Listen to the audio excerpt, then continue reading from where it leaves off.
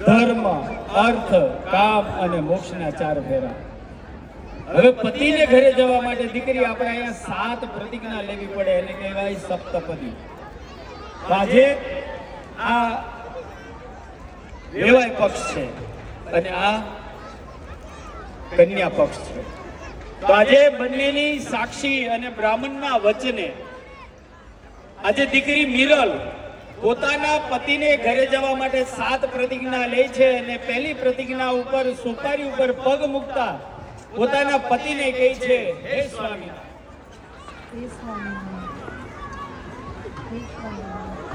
આજે હું પહેલી સોપારી ઉપર પગ મૂકતા હું એ પ્રતિજ્ઞા કરું છું કે હે સ્વામીનાથ, મારા માતા પિતાએ મારો જમણો હાથ તમને આપ્યો ને, આજથી હું તમને મારા પતિ તરીકે સ્વીકાર કરું છું. બીજી સોપારી ઉપર બેટા પગ મૂકવાનો, બીજી સોપારી ઉપર બેટા પગ મૂકીને આજે એ પ્રતિજ્ઞા કરવાની, આપણો જન્મ ક્યાં થયો?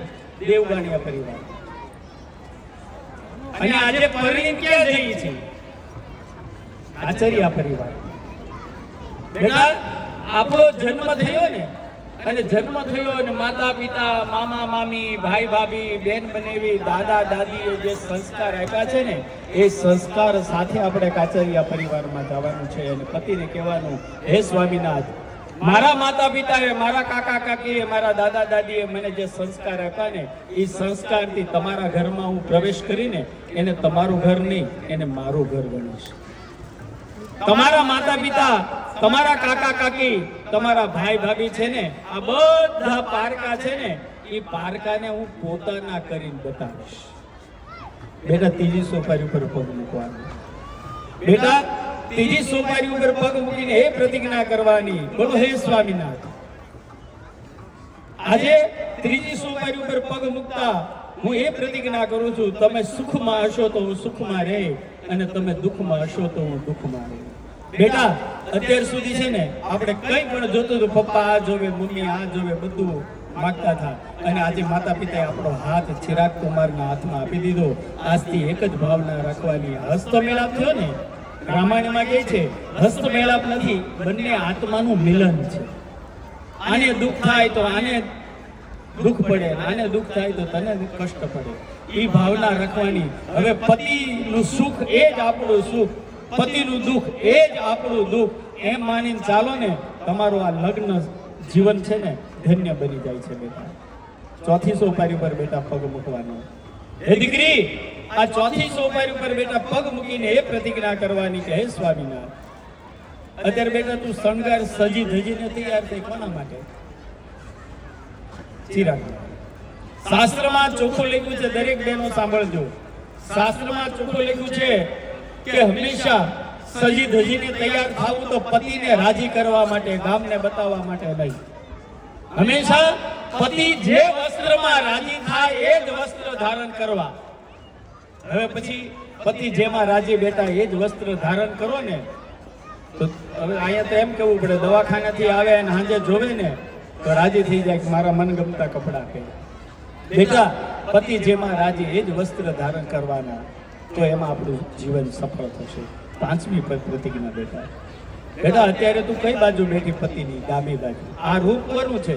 શિવ પાર્વતી, લક્ષ્મી નારાયણ, બ્રહ્મા સાવિત્રી, ઇન્દ્ર ઇન્દ્રાણીનું રૂપ છે. હંમેશા રાધા કૃષ્ણનું રૂપ છે. ભગવાનના પત્ની હંમેશા ડાબી સાઈડ હોય છે. અને આજે એ બેટા તને આ એક રૂપ આપવામાં આવ્યું છે, લક્ષ્મી નારાયણનું રૂપ. હવે પછી પતિને કહેવાનું કે હે સ્વામીનાથ, હું પવિત્ર હોઈશ અને હવન હશે, કથા હશે, પૂજા હશે, હંમેશા તમારી જમણી સાઈડ બેસી અને તમને પૂજામાં સાથ અને સહકાર આપીશ. બેટા છઠ્ઠી પ્રતિજ્ઞા. બેટા છઠ્ઠી પ્રતિજ્ઞા એ છે કે હમણાં તારા માથામાં સિંદૂર આવશે, ગળામાં મંગળસૂત્ર આવશે અને સૌભાગ્યવતી થઈશ. સૌભાગ્યવતી કોને કહેવાય? ધ્યાન આપજો. માથામાં સિંદૂર હોય, ગળામાં મંગળસૂત્ર હોય, હાથમાં બંગડી હોય, એને સૌભાગ્યવતી કહેવાય છે. અત્યારે સૌભાગ્યવતી હોવા છતાં બેટા એમને રખડે છે, નથી ચાંદલો કરતા, નથી બંગડી પહેરતા, નથી મંગળસૂત્ર, સિંદૂરની વાત તો સાઈડ પર રહી. હવે પછી બેટા હંમેશા કાલથી માથામાં સિંદૂર પૂરને પરમાત્માને પ્રાર્થના કરવાની કે હે સુંદર શ્યામ મુરલી મનોહર, આ માથામાં સિંદૂર પૂરી એ જ ભાવના કરવાની, મારા પતિનું યશ, કીર્તિ અને આયુષ્યનો વધારો કરજો. કઈ ભાવના રાખવાની? યશ, કીર્તિ અને આયુષ્યનો વધારો કરજો. એ ભાવથી સિંદૂર પૂરવાનું. સાસુને સારું લાગે એટલા માટે નહીં પૂરવાનું, પણ જ્યારે પૂર ત્યારે ભગવાનને પ્રાર્થના કરીને પૂરવાનું. બેટા અહીંયા મિરર સાંભળજે, અહીંયા દરેક બહેનો સાંભળજો કે સવારમાં તમે ઘરની બહાર નીકળ્યા હો અને સામે સ્ત્રી મળે અને સામે બ્રાહ્મણ મળે, એ તમને સામે મળે ને તો શુકન કહેવાય. સામે સૌભાગ્યવતી સ્ત્રી મળે અને બ્રાહ્મણ તમને સામે મળે તો એ શુકન કહેવાય. પણ બંનેના કપાળે જો ચાંદલો ન હોય ને અને એ સામે મળે ને તો એ અપશુકન કહેવાય. બ્રાહ્મણના કપાળે સૌભાગ્યવતી સ્ત્રીના કપાળે ચાંદલો ન હોય, અપશુકન કહેવાય. તો બેટા હંમેશા સૌભાગ્યની એક વસ્તુ આપણે ધારણ કરવી સાતમી. બેટા હસ્તમેળાપ થયો ને ત્યારે ભરતભાઈ ને રાજુભાઈ ને ચંદ્રિકાબેન ને પ્રભાબેન તારા હાથમાં પાણી આપ્યું ને પછી શું આપ્યું? ફૂલ આપ્યું. પછી શું આપ્યું? ચોખા આપ્યા. આ શું આપ્યું? અહીંયા બાપ કહે છે હે બેટા, હું તને પાણી આપું છું. આ પાણી છે ને બધા રંગમાં ભળી જાય છે, બધા કલરમાં પાણી ભળી જાય છે. એમ તને નાનપણથી ઉછેરીને સંસ્કાર આપ્યા ને, સાસરે જાને બધા રંગ હશે ને બધા રંગમાં તું ભળી જાય છે. બધાના સ્વભાવ અલગ હશે, એ સ્વભાવમાં તું મેચ થઈ જાય છે. બેટા તારા હાથમાં ફૂલ આપ્યું. બેટા ફૂલ શું આપે? સુગંધ આપે. બાપ એમ કહે છે કે બેટા ફૂલ આપું છું. ફૂલ છે ને બધે સુવાસ ફેલાવે છે. એમ દેવગાણીયા પરિવારે મામા મામી બધાએ તને જે સંસ્કાર આપ્યા ને સાસરીએ જાણે તો ફૂલ જેમ સુગંધ ફેલાવે ને એમ તારી સુગંધ બધે ફેલાવે. અને છેલ્લે તને ચોખા આપ્યા. બાપ કહે કે બેટા આ ચોખા આપું છું. ચોખાને સંસ્કૃતમાં અક્ષત કહેવાય છે, અખંડ કહેવાય છે. સાસરે જાણે તારું ચારિત્ર હંમેશા અખંડ રાખજો, એટલા માટે ચોખા આપવા. અને પછી તારો હાથ વરરાજાના હાથમાં આપે છે. બેટા 7 પ્રતિજ્ઞા છે, બરોબર?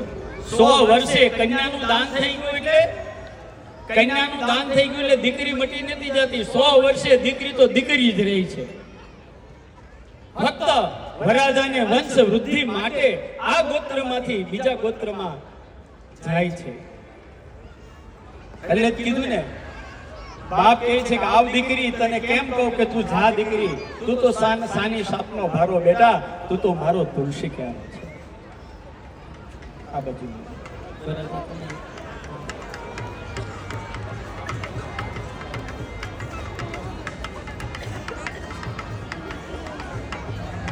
અહીંયા વરરાજા પોતાની પત્નીને કહે છે, કયા નામથી બોલાવાય છે? હે ભાગ્યવાન. હે ભાગ્યવાન કયો શબ્દ વાપરો? હે ભાગ્યવાન. અહીંયા વરરાજો એક પ્રતિજ્ઞામાં, પ્રભાતભાઈ બધી પ્રતિજ્ઞા આવે છે. અહીંયા વરરાજો પોતાની પત્નીને કહે છે હે ભાગ્યવાન. અનેક નામ છે સંસ્કૃતમાં, ભાર્યા, અર્ધાંગિની, વામાંગિની, બરોબર? અનેક પત્નીના નામ છે. સંસ્કૃતની તમે ડિક્શનરી ખોલો તો પત્નીને અનેક નામ છે, છતાં આપણે નામથી બોલાવ્યું છે. આ નામથી નહીં બોલાવતા હોય, કેમ કે નામનો નાશ છે એટલા માટે. અને ભાગ્યવાન એટલા માટે કીધું, બરોબર? અહીંયા જેટલી બહેનો છે ને એને મેન શબ્દ કયો હોય ખબર છે? હું આવીને પછી તમારે આ શબ્દ છે. રાજા અહીંયા પોતાની પત્નીને કહે છે કે હે ભાગ્યવાન, તું તારું ઘર છોડી, તારા માતા પિતા છોડી, તારા ભાઈ ભાભી, મામા મામી, માસી બધાને છોડી અને મારા ઘરને ઉજળું બનાવવા માટે આવે છે. તો આજે હું તને વચન આપું છું કે તું તારી પ્રતિજ્ઞામાં સફળ થા, એટલે હું તને સાથ અને સહકાર આપીશ.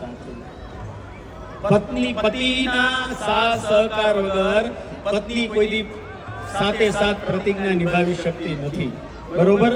एक थे, एक है और एक रहेंगे. साथ थे, साथ है और साथ रहेंगे. तेरे थे, तेरे है, तेरे रहेंगे. आ भावना जो राखवानी ने तो આપણું જીવન ધન્ય બની જાય છે. અને પત્ની વગર કોઈ પણ કાર્ય અધૂરું રહે છે. પૂજામાં બેસો, હવનમાં બેસો, કથામાં બેસો, હંમેશા જમણી સાઈડ પત્ની બેસે અને